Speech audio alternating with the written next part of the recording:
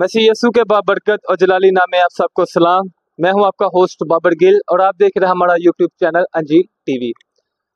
नाजरीन, आप सबको मैं वेलकम कहता हूं अपने इस प्रोग्राम पर जिसका नाम है आओ मिलकर बात करें। आज के जो हमारे मेहमान हैं, आज के जो हमारे भाई हैं, यकीनन खुदा ने बड़ी बरकत दी है अपने बंदे को।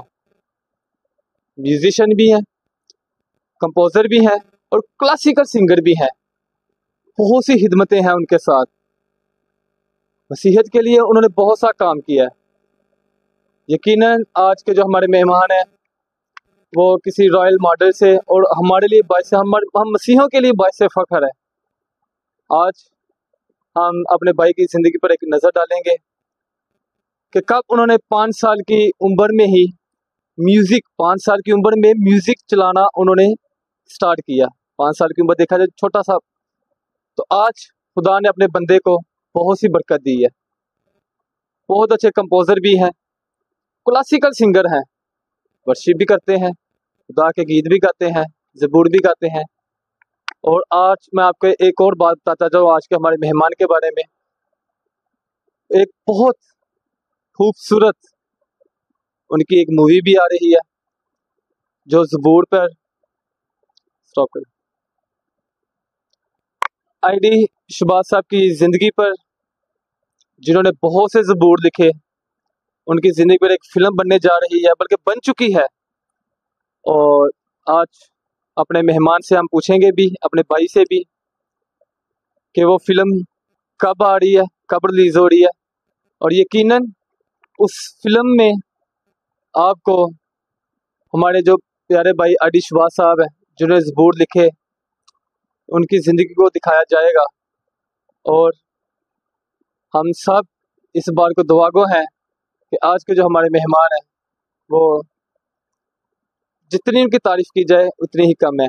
तो आइए चलते हैं हम आज के अपने मेहमान की तरफ।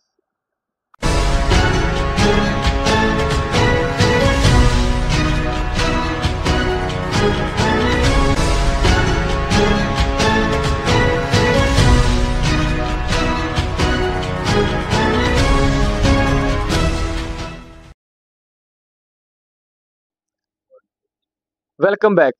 तो नाजरीन, आज के जो हमारे मेहमान हैं बड़े प्यारे भाई चांद महबूब साहब। ब्रदर जी, आपका सबसे पहले तो आपका शुक्रिया अदा करते हैं अंजील टीवी की पूरी टीम कि आपने अपना कीमती वक्त निकाला। हम समझते हैं आप बहुत सी मसरूफियात हैं आपकी, बहुत से उहदा ने खिदमत का एक डोला आपके कंधों पर रखा हुआ है और बहुत खूबसूरत तरीके से आप उस खिदमत को निभा भी रहे हैं। तो ब्रदर जी, सबसे पहला मेरा आपसे क्वेश्चन ये है कि म्यूजिक में कैसे आना हुआ? म्यूजिक में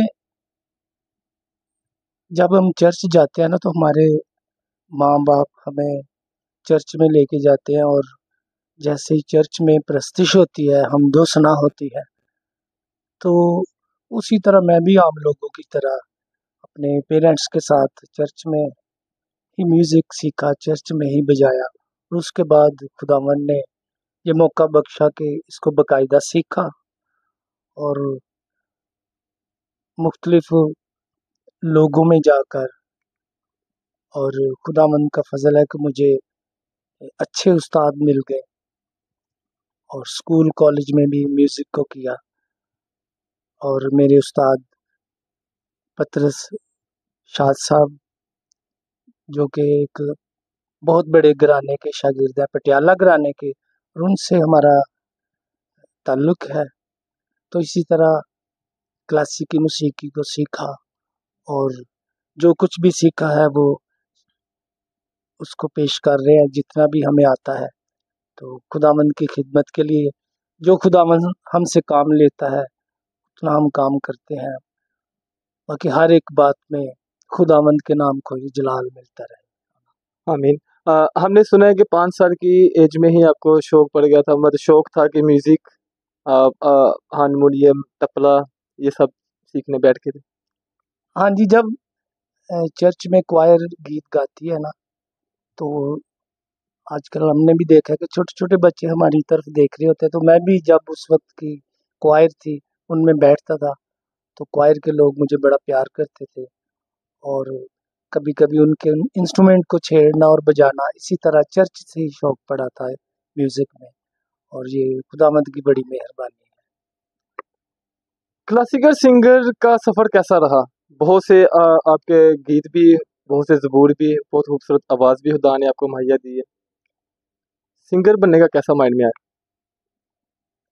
नहीं, जब आप कुछ भी गाते भी जाते हैं, अगर आपकी आवाज़ बेहतर है, थोड़ी सी भी बेहतर है, तो फिर हर एक को चाहिए कि उसको बाकायदा सीखे। जैसे कि ABC, अलिफ बे, 1 2 3, ये सब्जेक्ट है। और म्यूज़िक का भी है कि अगर आप म्यूज़िक को सीख के गाते हैं तो उसमें आपकी आवाज़ अच्छी होती है, आपको इल्म नॉलेज होता है, हर चीज़ का सुर और लय की तमीज़ होती है। तो जब किसी भी काम में तमीज़ आ जाए तो वो काम अच्छा हो जाता है।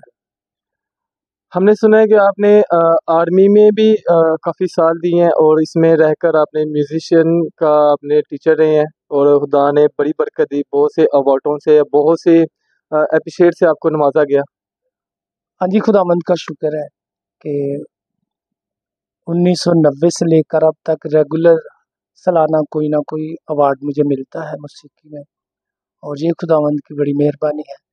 और जॉब मैंने APS में 16 साल जॉब की है एज ए म्यूज़िक टीचर, और उधर भी खुदावंद ने बड़ा ही काम मुझसे लिया है कि एज ए मसीही होते हुए एक अच्छा करेक्टर रहा मेरा, और जिसकी वजह से मुझे बहुत ज़्यादा एप्रिसिएशन मिली, और मेरे पास अवार्ड्स भी हैं।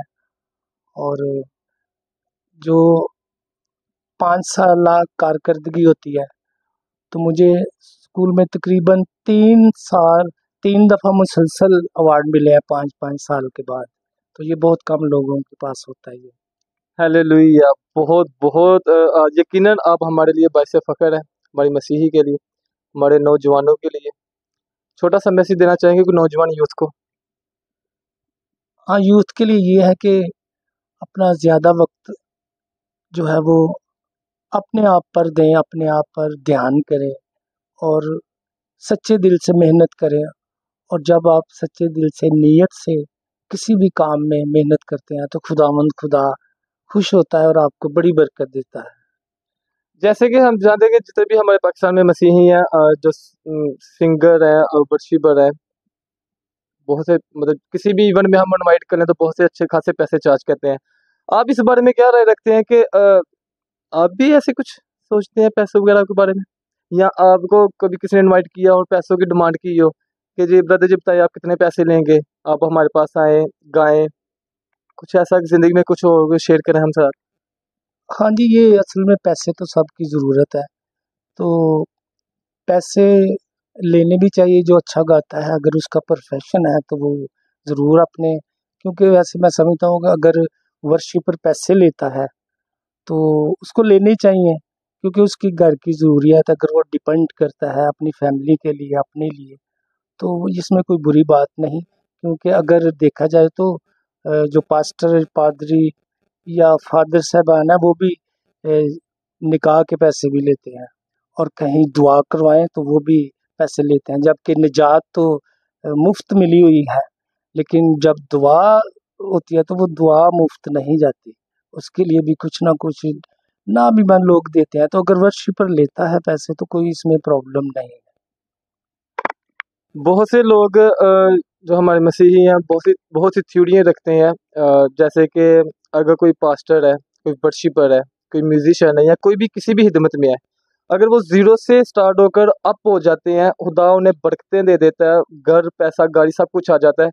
लोग अलग ही नज़रिए से देखना शुरू कर देते हैं, ट्रोल करना शुरू कर देते हैं, लोग अलग थ्योरियाँ बातें करना शुरू कर देते हैं। आप इस बारे में, ऐसे लोगों के बारे में आप क्या कहना चाहेंगे?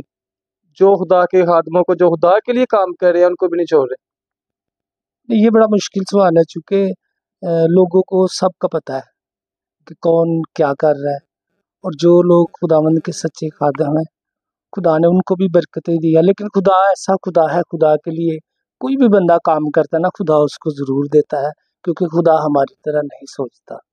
तो अगर कोई खुदा से गाड़ी माँगता है तो खुदा उसको गाड़ी देता है, अगर कोई चर्च माँगता है तो खुदा उसको चर्च भी देता है, तो कोई प्रॉब्लम नहीं है। लेकिन खुदा से जब कोई भी मांगता है खुदा देता है, लेकिन अपनी कलीसिया का ध्यान जो है ना ख्याल ज़रूर रखा जाए, क्योंकि कलीसिया गरीब से गरीबतर होती जा रही है और खादम जो हैं वो अमीर से अमीरतर होते जाते हैं।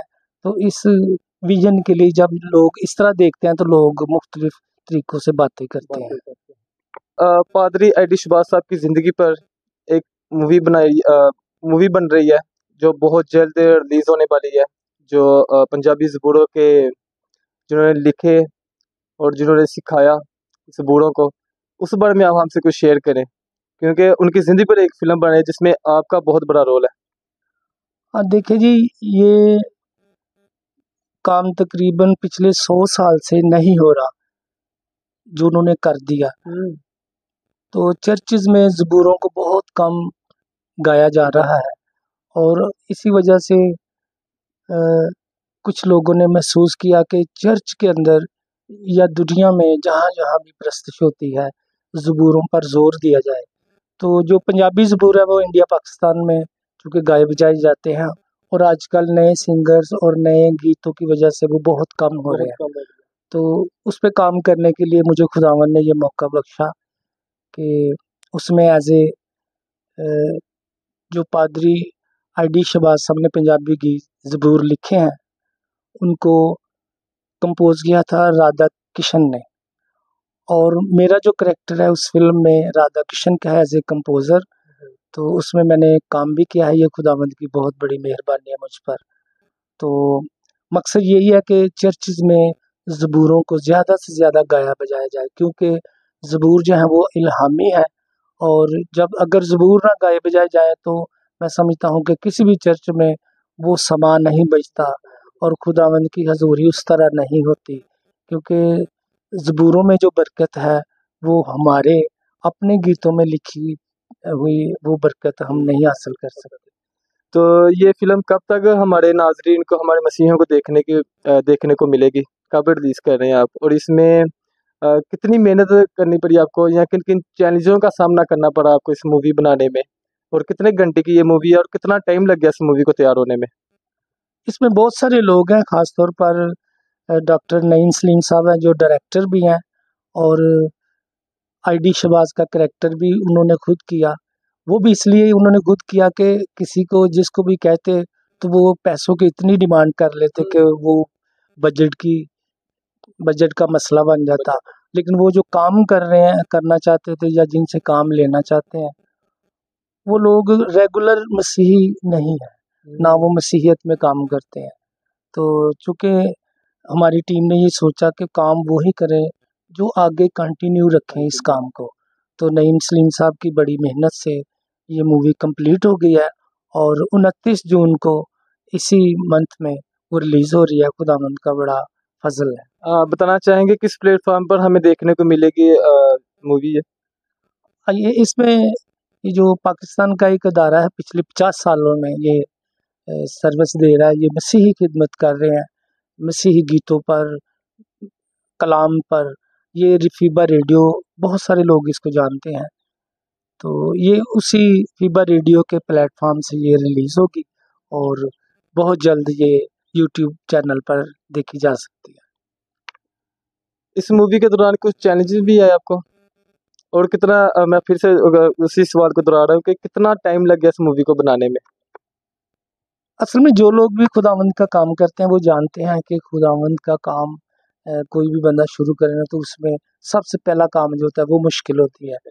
तो जितने लोगों ने भी काम किया, मैं अक्सर हँसता हूँ कि हर बंदा बीमार ज़रूर होता था और कोई ना कोई परेशानी रहती है और ये काम चलते लोग कास्ट में थे या जिनको कास्ट किया हुआ था मूवी के लिए? हाँ, ये कोई ना कोई बीमार हो जाता है, कोई ना कोई रुकावट, परेशानी सफ़र में या कहीं कहीं जाना या किसी से मिलना है तो 2-2 3-3 महीने लग जाते और इस मूवी को तकरीबन 2 साल लगे हैं और ये कंप्लीट होने में। आने। हाँ जी, हाँ जी। तो आप हमसे शेयर कर सकते हैं कि ये पाकिस्तान के कौन कौन सी सिटी में इसका शूट हुआ है? जहाँ तक मुझे पता है ये सरगोदा, सियालकोट, लाहौर और फैसलाबाद और रावलपिंडी और बाकी भी बहुत सारी जगहों पे, और ये एट ए टाइम इसकी ओपनिंग जो है वो इंडिया में नेपाल में, बांग्लादेश में, श्रीलंका और पाकिस्तान में मुख्तलिफ शहरों में ये ओपनिंग हो रही है। इतने बड़े लेवल पे, मतलब सरहद के पार इंडिया, बंगाल, बांग्लादेश, उन मुल्कों में भी इसको प्रमोशन किया जाए कि इसको। हाँ जी, उसकी वजह ये है कि पंजाबी ज़बान बहुत वसी है और बहुत सारी बड़ी दुनिया पंजाबी ज़बूर सुनती है, और जहाँ जहाँ पंजाबी ज़बूर गाए बजाए जाते हैं, और ये पंजाबी में नहीं बल्कि ये दूसरी ज़बानों में भी इसको ट्रांसलेट किया जा रहा है इसी मूवी में। चले, ये बहुत खूबसूरत बात कही आपने। और यकीनन हम दुआगो हैं कि इस मूवी के वसीला से बहुत से लोग ज़बूर की उस गहराई को पहचान सकें। जब हम यकीनन कि हम जब बचपन में घरों में जब हम ज़बूर हमारे माँ बाप या घर में गाते थे, तो एक अलग सी मिठास थी, एक अलग सा सुकून होता है जब जब हम ज़बूर को गाते हैं। तो जैसे आपने कहा कि अब तो ज़बूर तो बहुत कम हो गए हैं, सुनने को भी बहुत कम मिल रहे हैं और गाने वाले भी बहुत कम है। मैं बताता हूँ आपको, ये ज़बूर जो हमें ज़रूर सुनने को मिलेंगे हर फौतगी पे, खुशी पे नहीं। पता नहीं लोग जब भी फौतगी हो तो ज़बूर गाते हैं, लेकिन हम चाहते हैं कि जब इबादत हो रही हो, पाक मास हो या कोई भी इबादत हो, तो उसमें कम से कम 2 ज़बूर लाजमी गाए जाएं, और वो भी पूरे, आधे आधे नहीं। बहुत सारे गीत लोग जो होता है ना, वो चाहे पादरी हैं या फादर हैं या पास कोई भी है, वो बस इशारा कर देते हैं बस बस बस, लेकिन नहीं, ज़बूर की क्वालिटी ये है कि ये पूरा गाया जाए जब शो, और एक नहीं बल्कि 2 ज़बूर गाए जाएं। वर्धा जी, बहुत खूबसूरत बात है आपकी कि आपकी ज़िंदगी पर नज़र डालें। जैसे आपने क्लासिकल सिंगर, म्यूजिशियन, कंपोज़र भी रहे, और इतनी हिदमत और एक नाम बनाया खुदा ने, एक इज़्ज़त के साथ खुदा ने एक नाम भी बनाया, एक मेयार भी बनाया। और यकीनन अब हमारे मसीहों के लिए कहीं रोल मॉडल से कम नहीं है। यकीनन मैं आज आपसे मिलकर यकीनन मैं समझता कि मेरी ज़िंदगी में बहुत सी तब्दीली आई है। आज मैं आपको देखकर मैं खुद को बहुत सा एक अलग सा फील कर रहा हूँ कि जाते हुए मैं आपसे लास्ट क्वेश्चन करना चाहूँगा। अ, देखा जाए तो आज बहुत सी मिनिस्ट्रीज बन चुकी हैं पाकिस्तान में, नहीं बल्कि पूरी दुनिया में। कैथलिक जो हमें बचपन से सुनते आ रहे हैं, रोमन कैथलिक बाप दादा के दौर से, आज इतनी मिनिस्ट्री हैं, इतनी कलीसियाँ बन चुकी हैं। क्या कहना चाहेंगे ये सब कि मतलब हम खुदा के कलाम को कहाँ लेकर जा रहे हैं? क्या हम मैसेज खुदा का दे रहे हैं या खुदा के कलाम को ही बांट रहे हैं? क्या आप क्या थ्योरी, आप क्या राय रखते हैं? ये मिनिस्ट्री अलग चीज़ है, जी। और ये जो कैथलिक है, ये तो एक विजन है और ये एक मिशन है, और ये हमारा नहीं, ये खुदावंद यीशु मसीह का अपना मिशन है। तो जो लोग भी, चूँकि मिनिस्ट्री तो होती है 2 लोगों की, 4 लोगों की, 10 लोगों की, थोड़े छोटे लेवल पे, तो डोमेस्टिक लेवल पे। तो हाँ, ये बड़ी अच्छी बात है, जितनी ज़्यादा मिनिस्ट्री होंगी खुदावंद के नाम को जलाल मिलेगा। लेकिन खुदावंद खुद जानता है कि कौन-सी मिनिस्ट्री किस लिए काम कर रही है। तो बस खुदावंद का खौफ होना चाहिए, तो मिनिस्ट्री को बड़े ही वफ़ादारी से और ईमानदारी से, बड़े ईमान के साथ काम करना चाहिए, जिसमें सिर्फ़ खुदावंद के नाम को जलाल मिले और उसी के नाम की तमजीद हो। और जिस तरह के आपका चैनल अंजील टीवी है, जिसका मतलब ही ये है कि बशारती, अंजील का पैगाम, अंजील की मनादी, कि सारी दुनिया में जाओ, सारी दुनिया को अंजील का पैगाम दो। तो ये आप भी इस टीवी के ज़रिए लोगों को पैगाम दे रहे हैं कि मसीह में सब हम मिल-जुल कर, एक होकर, क्योंकि पाक रूह का भी यही है कि कलाम में लिखा है कि रूह में एक हो जाओ। तो हम सबको रूह में एक होना है, खुदावंद में एक होना है। तो ये आपकी बड़ी मेहनत है कि आप सबको इस चैनल के ज़रिए एक दूसरे से मिला रहे हैं। ब्रदर जी, हमारे चैनल का चलाने का विजन भी ये है कि जितने हमारे भाई हैं, बहन हैं, जैसे आप हैं, आपकी खिदमत को हम अप्रिशिएट करें, क्योंकि आजकल देखा जाए तो सोशल मीडिया एक एडवांस हो चुका है। इंटरनेट के ज़रिए से लोग टीवी के साथ कम अटैच है, हर बंदा इंटरनेट के साथ अटैच है, फ़ोन के साथ अटैच है। तो इसलिए हमारा विजन भी ये है कि हम अपने भाइयों की जो खिदमत में है, हम उनकी खिदमत को अप्रिशिएट करें। और यकीनन आज हम आपके पास आए सियालकोट में, और आज हमने आपकी ज़िंदगी पर नज़र डाली और हमें बहुत कुछ सीखने को भी मिला। और हम आपकी खिदमत को अप्रिशिएट भी करते हैं। खुदा इसी तरह खुदा आपको इस्तेमाल करे और इसी तरह बढ़ चढ़कर खुदा के लिए आप काम करें। तो नाजरीन, जैसा कि आप जानते हैं कि आज ब्रदर जी चांद महमूद साहब ने बहुत बहुत खूबसूरत बातें की। उन्होंने अपनी खिदमत के बारे में बताया, कैसे उन्होंने म्यूज़िक स्टार्ट किया, कैसे उन्होंने कंपोज़र बने, सब कुछ आज उन्होंने हमारे साथ शेयर किया। और सबसे बड़ी बात यह है, जो मूवी बनने जा रही है और जो बन चुकी है, बल्कि 29 तारीख को उन्होंने बताया कि रिलीज़ भी की जा रही है, वो भी बहुत ही इनकी खिदमत है और हम आपकी उस खिदमत को भी अप्रिशिएट करते हैं। और खुदा आपको इसी तरह पूरी दुनिया में इस्तेमाल करे। अंजील टीवी के लिए थोड़ा सा कुछ कहना चाहें? हाँ जी, मेरी दुआ है कि खुदावंद आपको अपने जलाल के लिए इस्तेमाल करे, क्योंकि हर एक घुटना उसके आगे झुकेगा और जो भी चीज़ ईजाद होती है तो वो खुदावंद के नाम के लिए अगर इस्तेमाल की जाए, तो अभी ये अगर चैनल है तो इस पे अगर हम खुदावंद के काम को करते हैं तो बाइस से बरकत है।